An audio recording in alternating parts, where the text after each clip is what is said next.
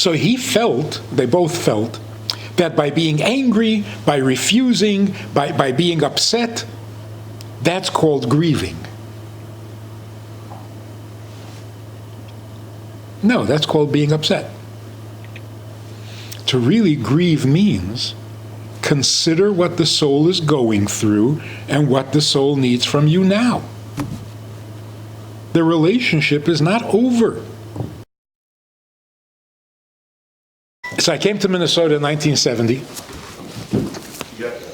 to see what I could do to inspire some people there. And my first student at the university was a young woman by the name of Friedman. Her family was not terribly observant, but slowly they became more and more observant. By the end of the year, they had taken on many mitzvahs, and tragically, her father passed away. So they asked that Chabad should take care of the funeral. So we did. There were 3 Chabad rabbis there. Now, she had a sister who had been away at school for the entire year and didn't know that her sister and her mother had become more observant.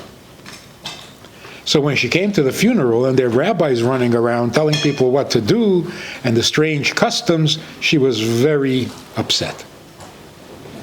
And she didn't keep it a secret. Sometime during the Shiva, we were sitting together and she said, I was a pain in the neck during the funeral, wasn't I? But, it was all new to me. I didn't know what was going on.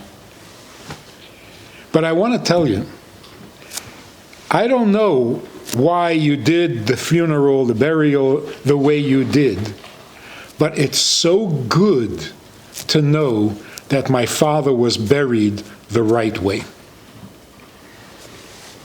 So she's saying, I don't know why this is the right way. In fact, I don't know what the right way is. But it feels so good to know that it was done the right way. I think this is a very common feeling for people who go through that experience. What do you do? What's the right thing? How is anybody supposed to know? You go by your feelings? That may not be a good indicator. So people say, my father would have wanted it to be this way. Sometimes that's a little funny because for your entire life you never asked your father anything. You never cared what your father wanted. All of a sudden you're the big maven on what your father would want, and you're so concerned with how he would want it. So King Solomon, the wisest of all men, said, I envy the dead. And the commentaries explain, because people take them much more seriously than they take the living. So you don't care what your father says, you don't agree with him on anything, but when your father dies, all of a sudden, you want to honor him, you want to do right by him. What would he want? What did he stand for? What did he believe in? What do we write on the tombstone? You got to get it right, it's got to be perfect. How do we know what's the right thing? We don't know without the Torah telling us. We could make terrible mistakes that are not easily repaired. So let's talk a little bit about what goes on with the soul of the departed. What is the story? So we all know the Torah says that when someone close to you passes away, a parent or a child, God forbid, a brother or a sister, you sit Shiva. Why do we sit Shiva? Many explanations are given, but what really? The Torah tells us to mourn for 7 days and then to stop. Maybe I'm not finished mourning at 7 days. Maybe 7 days is too long for me. I can't mourn that long. So what is this arbitrary number? And why does Torah tell us how to mourn? Let people do what comes natural.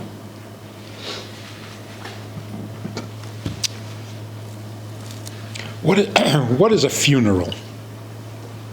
A funeral, literally in Hebrew, levaya, means escorting. A person passes away, you don't just send them off to the cemetery, you escort the body. That's called funeral. But when the burial has been done, you go home and that's it.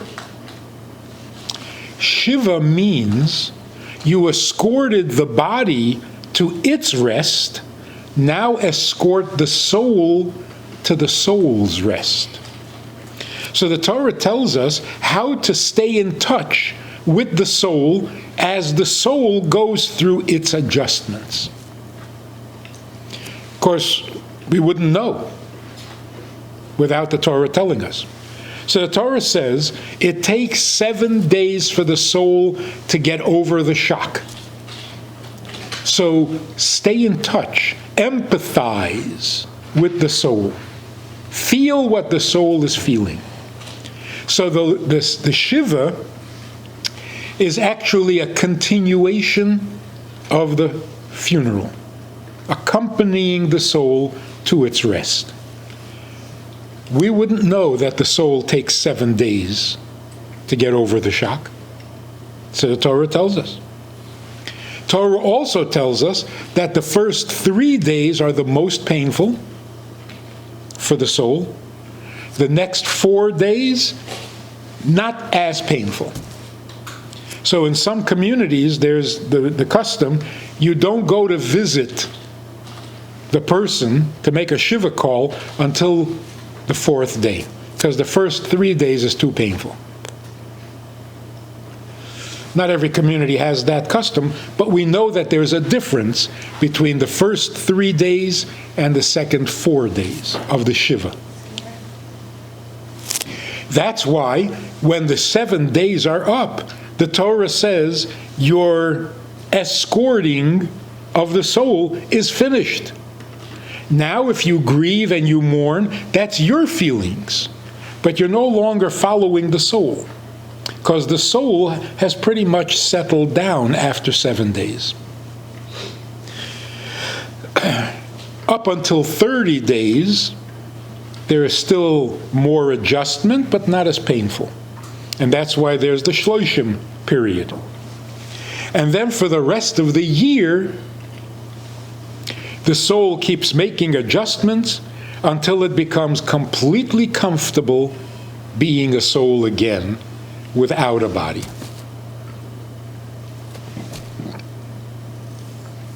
In fact, this is the meaning of Gehenna or hell.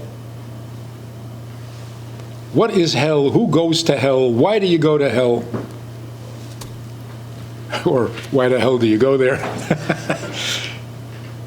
Hell is not punishment. Hell is the painful adjustment as the soul disconnects, detaches from the body. Because during life, the soul gets very attached to its body. The detaching is painful, but it's an adjustment. The soul, imagine, the soul comes back to the world of souls without a body. And it feels a little awkward because it's so accustomed to being a body, it doesn't remember how to be a soul. So there's an embarrassment. So when we're told you'll burn in hell, this is not the Christian idea of a big fire with demons. How does a soul burn? With a fire? The only way a soul burns is with shame, like burning with shame. So when the soul can't let go of the body and readjust to being a soul, it's embarrassing. How long does it take to make the complete adjustment into being a soul without a body? Maximum 12 months. That's why we say Kaddish for 11 months. We don't want to imply that they needed the whole 12 months. But on the other hand, what if they did? so we say 11 months, but not 12, as a compliment to the soul. Some souls go through that adjustment in a week. Some in a day. Depends on how stuck the soul is to the pleasures of the body. So everybody goes through that adjustment. So to say, oh, you're going to go to hell. Everybody goes through it. There's no other way to get to heaven. It's like taking the 9 to Freehold. It's the only way to get there, and it's hell. So getting to heaven can be hell. But you don't go to hell. You go through that adjustment in order to get to heaven. So, we say Kaddish for that entire year, or 11 months, and then on the anniversary of the passing, the yahrzeit. Why? Because in the yahrzeit, the soul leaves the heaven that it's in and goes up to a higher heaven. And that's again an adjustment.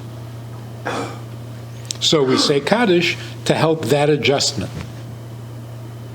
The next year, the soul goes up again to a higher level.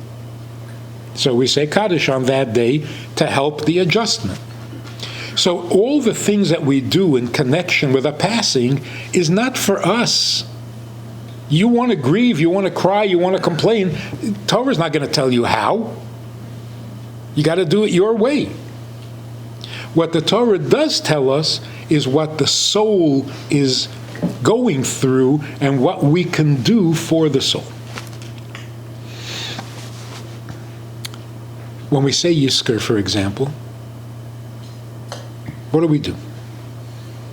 We ask God to remember the soul, and we pledge to give tzedakah on their behalf. Why? It's not just a synagogue gimmick to raise some money.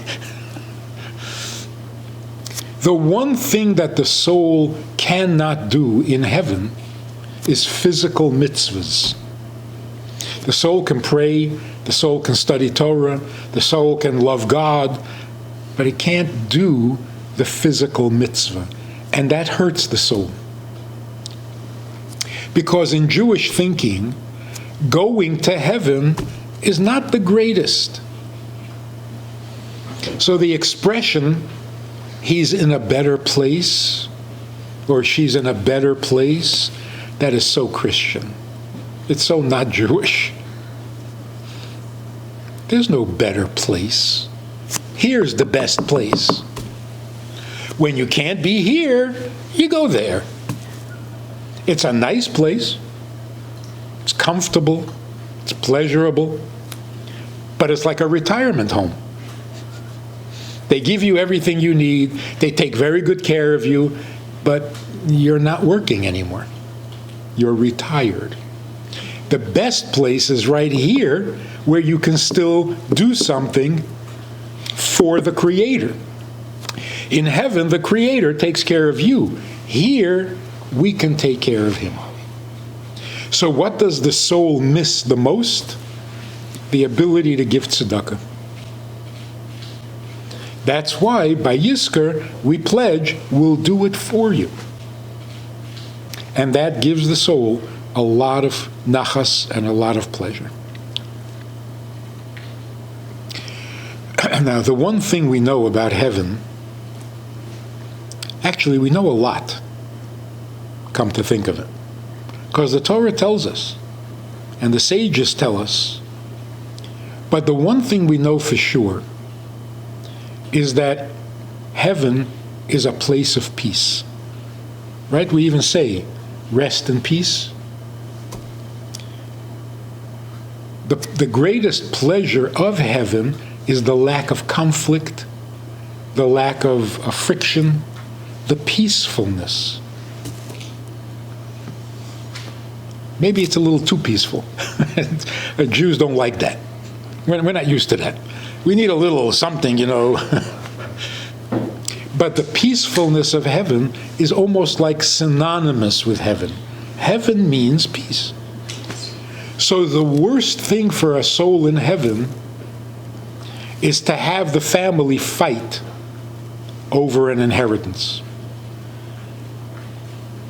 When the soul feels that it is causing, or it is the cause of a lack of peace between brothers and sisters and so on, that's the worst thing you can do for the soul. Because if it can't even have peace, then what's heaven for? My father-in-law, Olav Shalom, was a very special man, highly respected by all the Chassidim. When he passed away, everybody said, we got to give him the best place, right next to the Rabbi, because he was such a special man. He had left instructions with his son, I don't care where you put me, as long as it doesn't start a fight. Because that would destroy the entire peacefulness of... So the one thing we want to make sure in concern for the soul and the souls that are in heaven is that we don't disturb their peace. And disturbing their peace means not having peace among the people, the family, the community. Other than that, the soul needs nothing. The soul is not sensitive to insult or to, And that's why we're very careful when we do a eulogy, no exaggerations. The soul doesn't need exaggerated compliments. The soul is at peace. That's all it really cares. That's all it really needs. Don't argue over me. Just recently, I had an experience. There was a young couple, had a terrible tragedy. They were very angry at God, at the community. They spoke to every rabbi in the community, in the city, looking for some answer, for some comfort. Didn't find it. So they used to observe Shabbos, but they stopped. The man used to put on tefillin, doesn't want to anymore. And they agreed to speak to me when I came to town. So we sat down, and it was such a horrible, their 9-year-old daughter, the cutest kid you can imagine, like an angel, had an aneurysm. Very strange at that age. It was a sudden aneurysm. She died in minutes, and they weren't even home. So you can imagine how devastated they were. So we sat down to talk. Interestingly, he said, and really he was a sweet man, he says, I am so angry at God. He stabbed me in the back. And it's because I love him that I'm so angry. It's an interesting statement, huh? So no more tefillin, no more Shabbos, I can't. I can't walk into a synagogue, I can't do it.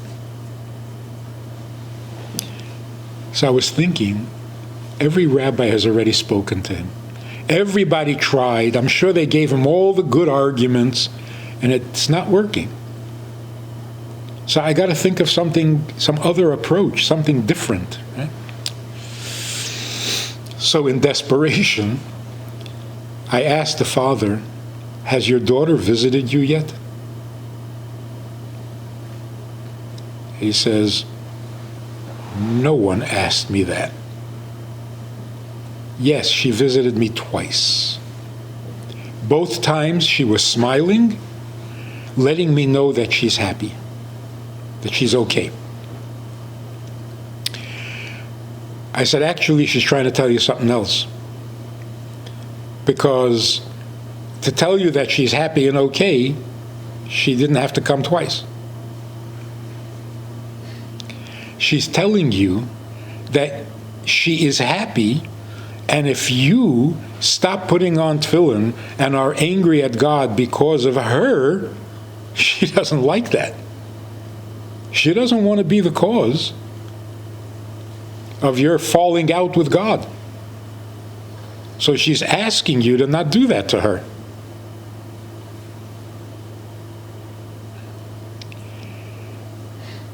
The man said, so should I put on tefillin now or should I wait till I get home? When we grieve, thinking that we're suffering the loss, we stop relating to the soul that we're grieving. To really grieve properly, according to Torah, is to feel what the soul is feeling, not what you're feeling. So they both felt, that by being angry, by refusing, by being upset, that's called grieving. No, that's called being upset. To really grieve means consider what the soul is going through and what the soul needs from you now. The relationship is not over.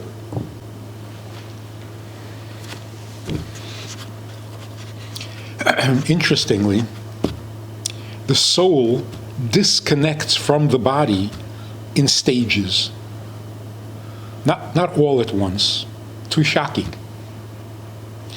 Just like when the soul comes into the body at birth, it does it in gradual stages, otherwise it would be too shocking. So 40 days before conception, the soul is told that it's going to be born. Get over the shock. Advance notice. You got 40 days, get used to the idea. You're going to be conceived. Then there's conception. Then there's the 3rd month. Then, of course, there's the 9th month. And then there's birth. All of these are stages as the soul soaks into the body until they become one. And even after birth, for the first 30 days, the soul is still adjusting to the body. In fact, the godly soul doesn't really settle in until a girl is 12 years old or a boy is 13 years old. So it's a gradual process where the soul and body merge because they're so different. It would be too shocking to just throw them together in one move. The same is true in reverse. Every person before they pass away have a premonition. They know it's going to happen. For some it's very conscious. For some it's a little subconscious, unconscious, but they all know. And you can see from their behavior. They know.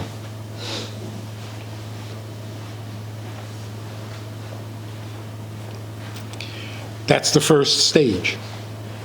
Then there's the moment of death. But at the moment of death, the soul does not just leave the body. It doesn't want to leave. So again, for 7 days, it's in the body, but suffering the pain of the adjustment. Now we say the soul leaves the body, goes to heaven. So what's with the body? Why the funeral? Why the whole ceremony? It's just a body now. It's not just a body. It will never be just a body, because some part of the soul, even 1,000 years later, is still hung up on its body. So some little piece of the soul will forever be related, connected, and concerned with its body, even while the rest of the soul is in heaven. And that's why going to the cemetery, to the grave site of a tzaddik or of a grandparent, you're making a connection to that person, because the essential part of the soul never gives up on its body. So even if you go to Israel and you go to where Avraham and Sarah are buried, are you closer to them when you're standing by their grave sites? Aren't they already long gone from the body? Never. So we treat the body with the respect that the soul demands. It's my body. It will always be my body. Be careful. Be respectful, right? So that's why we honor the body even after the soul has left, because it does not leave completely. It is still someone's body. It's not abandoned. So there is so much that goes on in the world of souls. When you're standing at the grave site, does the soul know you're there? Yes. Does it matter to the soul? Obviously. If the soul could talk, it would probably say, "What took you so long? Where were you yesterday?" You know, the way they did when they were alive. "Why didn't you call?" It's true. And by Yizkor, for example, the souls come to the synagogue. And that's why those who have both parents still alive must leave the room. So this is all very real. And we have to take it very seriously. Can I tell you one more story?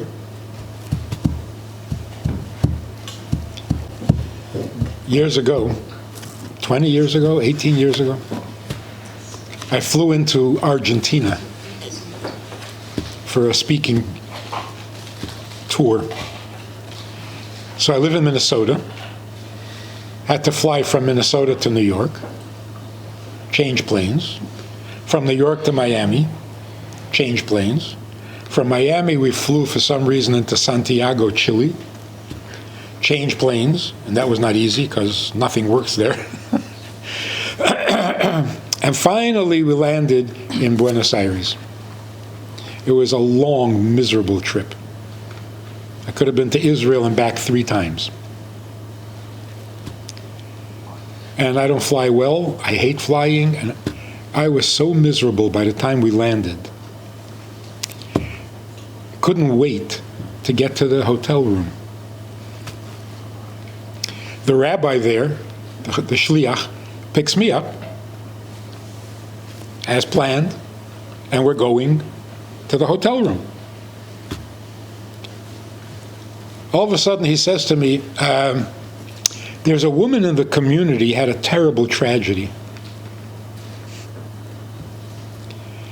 She's been severely depressed for 6 months, hasn't left her apartment, refuses to talk to anybody, but we made an appointment that we will stop at her apartment and you'll talk to her. So we'll stop at her apartment on the way to the hotel room.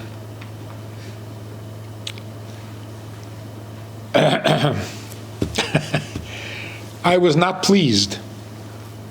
I was furious. I was miserable at the idea. What bothered me most, you didn't warn me. You didn't ask me, is it okay after all that to stop and talk to a very depressed woman? And it has to be on the way to the hotel room? What's the emergency? Can't be tomorrow? I was really, really upset. But she's expecting us. So we have to go. I come into the apartment. It was like walking into a grave. There was no sign of life in this woman. Her eyes were dull. Her voice was monotone. There was no color in her skin. I mean, she hadn't been out of the apartment in 6 months. She was not among the living. And she tells me the tragedy. A 19-year-old son died in a car accident just before Rosh Hashanah that year. And then she tells me what a great kid he was. Respectful and thoughtful and kind and responsible. When she finishes, I said, "That's an incredible boy.